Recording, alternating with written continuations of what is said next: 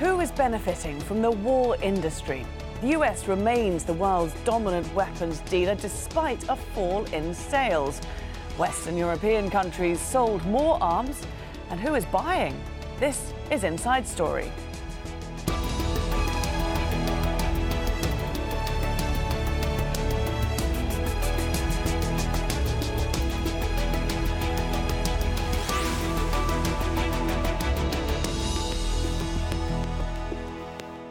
Hello there and welcome to the programme. I'm Laura Kyle. Is the world becoming a safer or a more dangerous place to live?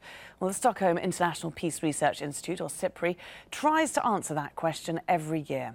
Analysing trends from 2015, SIPRI says it's impossible to say, with the Paris attacks on the one side and the nuclear deal with Iran on the other.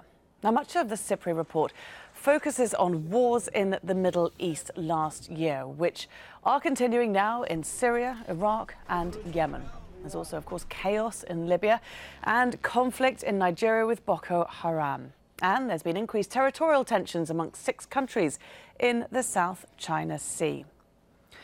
Well, the SIPRI report says the flow of weapons to the Middle East, Africa and Asia has significantly increased in the past few years. The US remains the world's biggest arms dealer, with about half of the market last year, despite sales falling slightly in the last 2 years. Now, sales continue to grow for companies in Western Europe, mainly France, Germany and the UK. They sell more than a quarter of all weapons worldwide. Russian companies are also selling more. They have an 8% share of the global arms market. And Asian weapons dealers are also profiting. South Korea is the leading emerging arms producer, with a 32% surge in sales last year.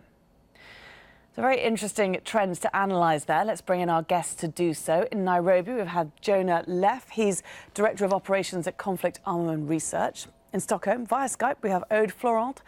She's the Director of the Arms and Military Expenditure Programme at SIPRI. And in London, we have Andrew Smith. He's a spokesman for the campaign against arms trade. Great to have you all with us. Thanks for joining us here on Inside Story. So we're going to break this discussion down and look at it region by region as per the SIPRI report. Aude Fleurant, we have seen this global drop in arms trade being caused mostly by a drop in the US trade. Why did we see that in 2015?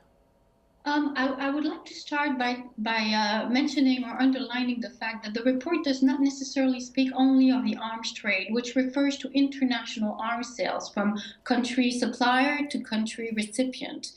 The arms industry data gives the sales number for companies, which include domestic sales to the National Department of Defense or Ministry of Defense, so the domestic client, and also international sales.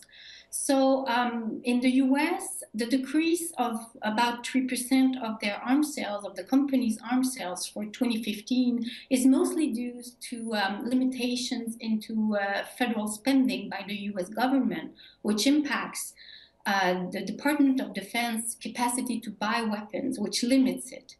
Also for 2015, part of the reasons the sales were a bit lower is because the US dollar was very expensive, and this has induced delays into actual deliveries to foreign recipients. So you have to keep in mind that the company's sales are in large part done to the domestic client, which is the National Ministry of Defense. OK, that's interesting. To what extent, then, do we see that drop coming from Congress putting checks and balances on international arms sales? I'm thinking particularly to countries in the Gulf. I think for most of the U.S. major arms companies, especially the largest systems integrator and manufacturers such as Lockheed Martin, Northrop Grumman, and Raytheon, which are in the top 10 or 15 of the arms industry, international sales are smaller than sales to the domestic client. But Lockheed Martin has been starting to deliver the F-35 to international partners and importers also. So, of course, there's going to be an impact on their sales. The decision to allow a company to sell to overseas customers in the Middle East, for instance, is in effect done by Congress. So far, there has been discussion about some of the transfers to Saudi Arabia, but as far as I know, there has not been a rejection of these transfers. They have been allowed to proceed. OK, Andrew Smith, do you welcome this slight decline that we're seeing in arms sales? Well, I think we have to view it in terms of trends as well as just year-on-year results, because this covers the year of 2015. But we know, for example, in 2016, the US signed off huge arms deals with Saudi Arabia and other countries. So I think we have to look at the underlying trends behind it, and the US position in the overall industry is so dominant to begin with that a small decline doesn't necessarily mean that there's significantly less arms exports happening.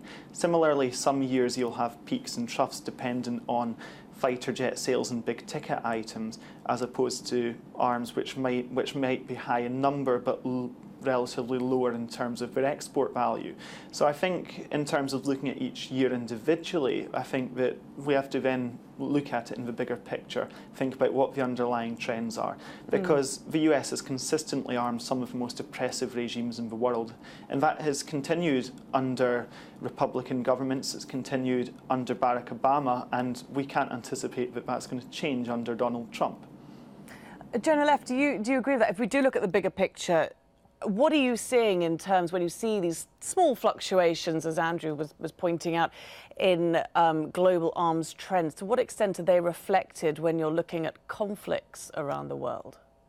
Yeah, well, first I should preface by saying that my organization, Conflict Armament Research, we track the trade of illicit weapons in conflicts, which provides an interesting and probably fairly reflective cross-section of what's being sold in the legal trade. So having said that, in the conflicts that we work in, I agree with Andrew in the sense that I think just looking at 1 year, in this case 2015, really doesn't necessarily offer the whole picture. Many deals that may have been signed in 2015 may not have even been delivered yet. So from a conflict perspective, and for having our boots on the ground, we haven't really noticed any fluctuations. I would say that most of the terrorist or non-state armed groups that we're monitoring seem to have a steady flow of weapons, whether they're coming from weapons deals that have come from the US or other countries. We haven't seen any real change in that sense. What sort of weapons, Jonah, do you see ending up in conflicts?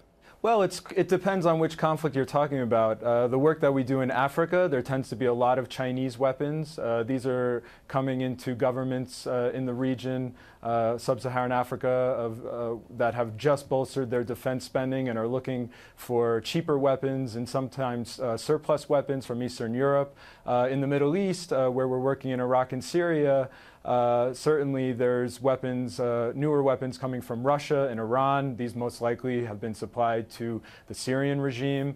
On the other hand, weapons that ISIS forces have captured from the Iraqi government that derive from US supplies are in some cases US manufactured weapons, but also a lot of other weapons that are manufactured by countries such as China and other countries that make calibers that fit the region.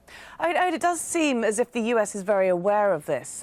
I'm just thinking particularly of the $1 billion arms deal that's currently stalled in Congress, arms deal that should be made with Saudi Arabia, but Congress is blocking it because it's saying those weapons will end up being used in Yemen by Saudi against civilians. So it does seem that the US is aware of these weapons being used in the wrong way. Well, yes, it's always an issue with the Congress and the Department of State with the licensing process. There's a difficult balance to achieve, I guess, for the decision maker and the lawmakers within the security relationships and the alliances, and also the impact of their transfers in conflict situations. This is part of, I think this is part of the reasons that these projects are often delayed in Congress, because they are the subject of a lot of discussions and a lot of questions. However, it seems to me, as has been mentioned earlier by the other participants, that most of these, that several of these deals went through recently. But even if they would be voted this year, as was also mentioned by the other speakers, it will take a while before these are reflected into the arms sales of the companies as such. In the defense market, things take a little bit of time to show up in actual figures. Okay. So we need to follow these trends, and I agree with my colleagues that you need to look at this in a more long-term fashion. And I think if you're talking about conflict, you have to remember that even following 5 years of decline in the total arms sales of top 100 companies, the total arms sales are still 37% higher in 2015 than they were in 2002. Andrew, why are those arms sales 37% higher? I mean, as we've just heard, the old arms don't go out of circulation, they remain at large. So why do we keep seeing more and more arms being pushed out onto the market? Well, I think there's 2 points there. I think the first one, to come back on the point about weapons in circulation, and the point was made about the supply of weapons in war zones, and so much of that is because the lifespan of weapons is very often longer than the lifespan of a license. And when a weapon leaves these shores, whether it's in the UK, whether it's France or Germany or anywhere else, there's only so much control over what's going to happen to it, where it's going to end up, and who it's going to end up with. But in terms of the increasing demand and why there's been that increase, I think it will vary across different countries, but in the case of Saudi Arabia, for example, which is by far the largest buyer from the UK and one of the major buyers from the US, it's going to be largely driven by its bombing campaign in Yemen, which is having absolutely devastating consequences. But one of the reasons for this is not just to buy the weapons themselves, but to buy the political support which goes with it. Because when countries, whether it's the US, whether it's Europe, whether it's anyone for that matter, are selling the means to kill to a country, they're not just selling that weapon, they're also selling the political support which goes with it, and they're selling that extra legitimacy on the world stage. So I think that's been a driving factor behind it. But actually, a large reason for some of the sales is because a lot of the regimes, particularly in and around the Middle East, are buying up more weapons. And we are seeing the growing threats of conflict across different countries, whether that is in Syria, where Russia's been not just providing bombing for the Assad regime, but it's also been tooling up with weapons for years and years, or whether it's with Saudi forces in Yemen, for example. Andrew, what's your campaign against arms trade, your organisation CAT, what's its response been to the UK's arms deal with Saudi Arabia? Well, we've got taken a legal action which is going to the High Court next February, which is to look at the legality of UK arms exports to Saudi Arabia. We don't just believe that these sales have been immoral, we believe they've also been illegal. When you see UK arms export criteria, on paper it looks very strong and robust. It says that if there's a clear risk that weapons might be used to violate international humanitarian law, then an arms export should not go ahead. In Yemen, we've seen the devastation of civilian targets up and down the country. We've seen the bombing of hospitals, the bombing of schools. We've seen only last month the bombing of a funeral, which killed almost 150 people. It's been a humanitarian catastrophe which has been unleashed on Yemen, and unfortunately the UK government has been totally complicit within it. And in fact, while the bombing campaign's been going on, we've seen an increase in arms sales. UK bombs have been falling from the sky, being dropped by UK fighter jets and UK-trained Saudi military personnel, and yet that hasn't stopped the arms sales. In fact, they've increased. We've seen over £3 billion worth of arms exports in the 18 months since the bombing of Yemen began. We have seen Western Europe's arms sales rise across the region. Jonah, we've also got the French arms industry looking very healthy, selling to Egypt and Qatar. I'm wondering to what extent we lose track of these arms in countries such as Syria, such as Iraq, indeed even in Egypt. Yeah, I mean, I think that this is one of the major issues that we come across in our work. I think certainly new weapons are entering conflicts, but I would say the majority of weapons that are circulating in conflicts are generations old that have either been circulating or in the region or have come across borders or by sea or by air. And many times, especially in Africa, a lot of the weapons that are being used in conflicts are legitimately sold to African governments here who are looking to purchase cheap weapons either from surplus stocks or from discount sellers. And these weapons are not necessarily accounted for properly. They're not stored properly. Sometimes they're diverted deliberately through corruption, but at other times, stockpiles are looted. So this is a big issue that we've seen. The arming of rebel groups across Africa or terrorist groups in West Africa may not necessarily be ideological, but may also just be a result of governments having poor stockpile practices. And if I could just stay with that issue for 1 minute longer and take it a step further, I want to look at the link between the arms trade, whether legal or illegal, and poverty, especially in countries in Africa, where, for example, billions of dollars might be spent on arms, but they're not being spent then on infrastructure, healthcare, education, which of course is desperately needed. Yeah, absolutely. There's lots of money going into defense industry in Africa. This is a really relatively recent trend here. Over the last 15, 20 years, even governments that have very little money that can't afford to bolster their own service industries are bolstering up their militaries, and not necessarily to fight wars like they are in Somalia or in Mali, but just for prestige and power in the region.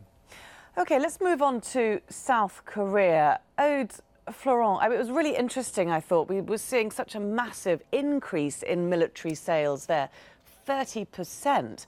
I know you mentioned at the beginning of the programme that it's not just international sales, it is domestic. Could you highlight a little bit more, or shed a spotlight a little bit more on South Korea as to why we're seeing such a steep rise in arms sales there?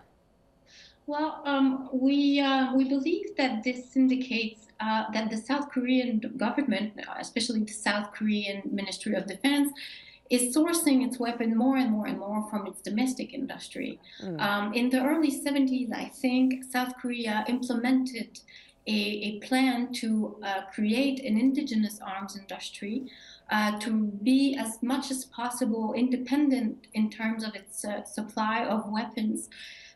Because it is it has a high threat perception, not only because of the region and North Korea, essentially. In order to build this arms industry, it cooperated very closely with US companies and with Western European companies. And over the past 40, 50 years, they've built up this capacity, and now they're procuring their weapons from companies such as Samsung, Hanwha, and so on. So this is the first reason.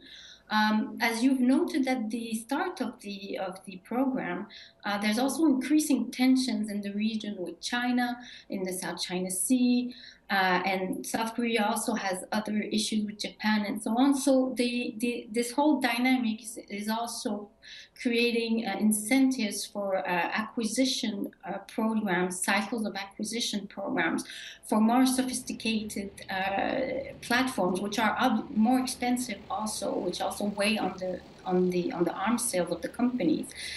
And also, the South Koreans have made it very clear that they want to become eventually an international supplier. They want to compete with the major established suppliers like the US, France, the UK for international markets. And they've started to do that also recently, and have met with some successes so far.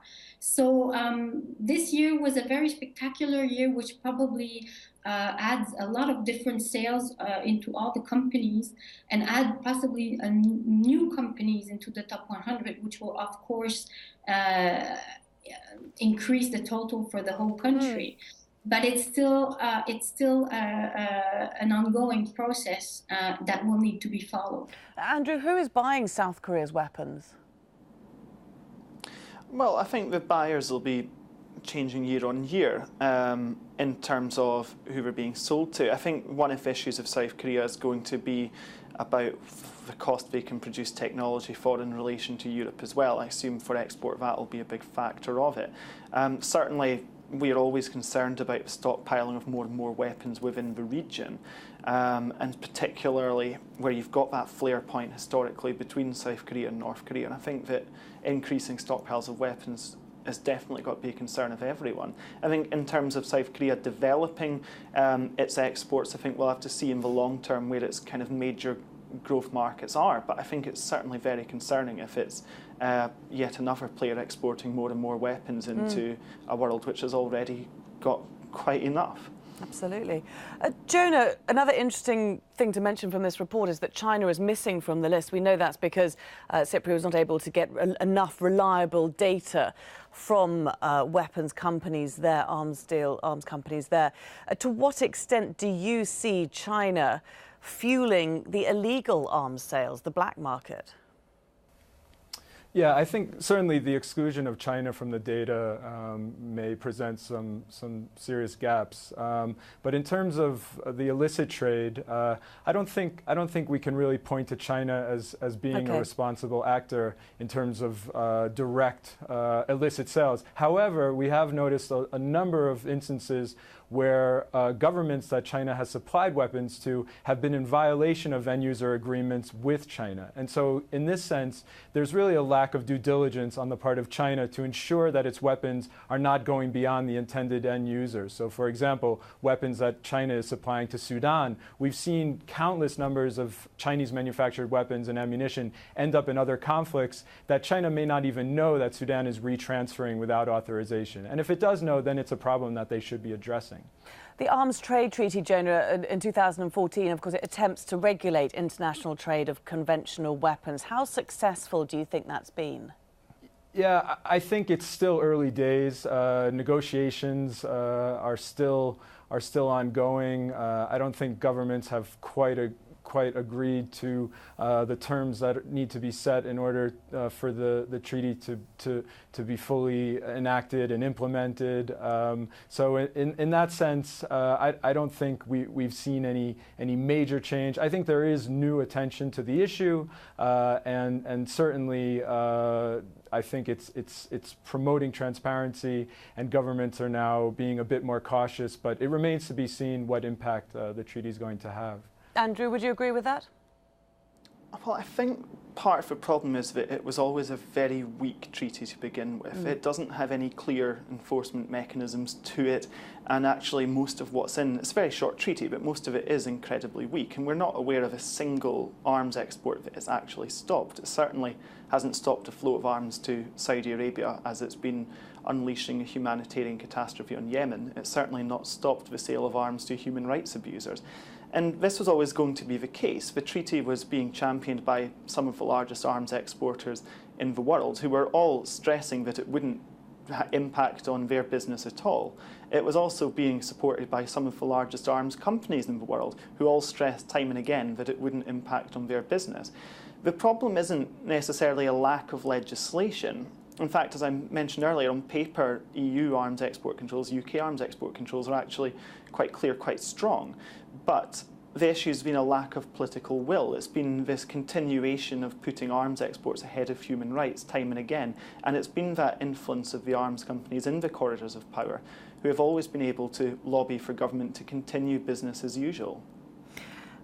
Aude, we've just got a minute left. Where do you see arms sales going in the future? If we look at 2016, even 2017, what's the trend that you're seeing there at SIPRI?